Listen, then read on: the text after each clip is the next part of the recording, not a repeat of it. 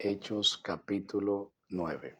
Saulo, respirando aún amenazas y muerte contra los discípulos del Señor, vino al sumo sacerdote y le pidió cartas para las sinagogas de Damasco a fin de que si hallase algunos hombres o mujeres de este camino, los trajera preso a Jerusalén. Mas yendo por el camino aconteció que al llegar cerca de Damasco, repentinamente le rodeó un resplandor de luz del cielo, y cayendo en tierra oyó una voz que le decía: Saulo, Saulo, ¿por qué me persigues? Él le dijo: ¿Quién eres, Señor? Y le dijo: Yo soy Jesús a quien tú persigues. Dura cosas de dar coces contra el aguijón. Él, temblando y temeroso, dijo: Señor, ¿qué quieres que yo haga? Y el Señor le dijo: Levántate y entra en la ciudad, y se te dirá lo que debes hacer. Y los hombres que iban con Saulo se pararon atónitos, oyendo a la verdad la voz, mas sin ver a nadie. Entonces Saulo se levantó de tierra, y abriendo los ojos no veía a nadie.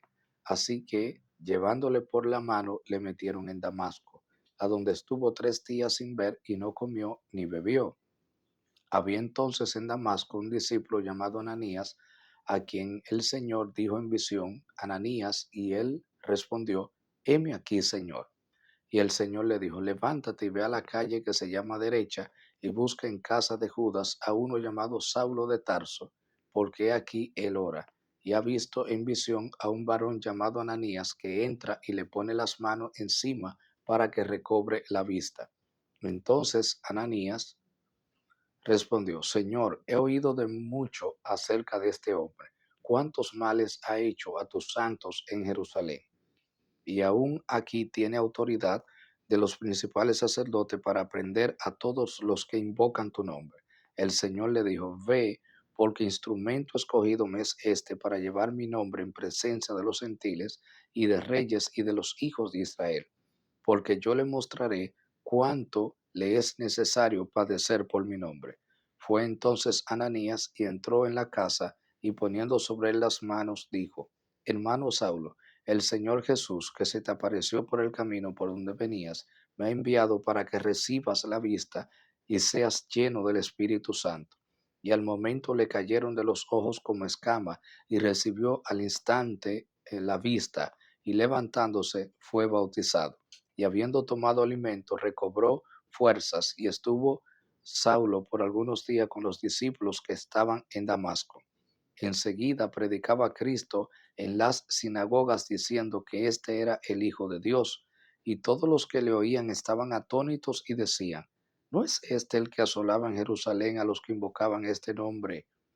Y a eso vino acá, para llevarlos presos ante los principales sacerdotes. Pero Saulo mucho más se esforzaba y confundía a los judíos que moraban en Damasco, demostrando que Jesús era el Cristo. Pasados muchos días, los judíos resolvieron en consejo matarle, pero sus acechanzas llegaron a conocimiento de Saulo, y ellos guardaban las puertas de día y de noche para matarle. Entonces los discípulos, tomándole de noche, le bajaron por el muro, descolgándole en una canasta. Cuando llegó a Jerusalén, trataba de juntarse con los discípulos, pero todos le tenían miedo, no creyendo que fuese discípulo. Entonces Bernabé, tomándole, lo trajo a los apóstoles y les contó cómo Saulo había visto en el camino al Señor, el cual le había hablado, y cómo en Damasco había hablado valerosamente en el nombre de Jesús. Y estaba con ellos en Jerusalén, y entraba y salía, y hablaba denodadamente en el nombre del Señor, y disputaba con los griegos, pero estos procuraban matarle. Cuando supieron esto, los hermanos le llevaron hasta Cesarea y le enviaron a Tarso. Entonces las iglesias tenían paz por toda Judea, Galilea y Samaria, y eran edificadas andando en el temor del Señor, y se acrecentaban fortalecidas por el Espíritu Santo. Aconteció que cuando Pedro, visitando a todos, vino también a los santos que estaban en Lida, y halló allí a uno que se llamaba Eneas, que hacía 8 años que estaba en cama, pues era paralítico. Y le dijo Pedro: Eneas, Jesucristo te sana, levántate y haz tu cama. Y enseguida se levantó. Y le vieron todos los que habitaban en Lida y en Sarón, los cuales se convirtieron al Señor. Había entonces en Jope una discípula llamada Tabita, que traducido quiere decir Dorcas. Esta abundaba en buenas obras y en limosnas que hacía. Y aconteció en aquellos días, enfermó y murió. Después de lavada, la pusieron en una sala. Y como Lida estaba cerca de Jope, los discípulos, oyendo que Pedro estaba allí, le enviaron dos hombres a rogarle: no tardes en venir a nosotros. Y levantándose entonces Pedro fue con ellos, y cuando llegó, le llevaron a la sala, donde le rodearon todas las viudas llorando y mostrando sus túnicas y los vestidos que Dorcas hacía cuando estaba con ellas. Entonces, sacando a todos, Pedro se puso de rodillas y oró, y volviéndose al cuerpo dijo: Tabita, levántate. Y ella abrió los ojos, y al ver a Pedro se incorporó.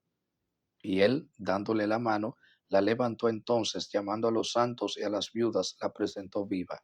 Esto fue notorio en toda Jope y en toda esa ciudad de Sarón, y muchos creyeron en el Señor. Y aconteció que se quedó muchos días en Jope, en casa de un cierto Simón el curtidor.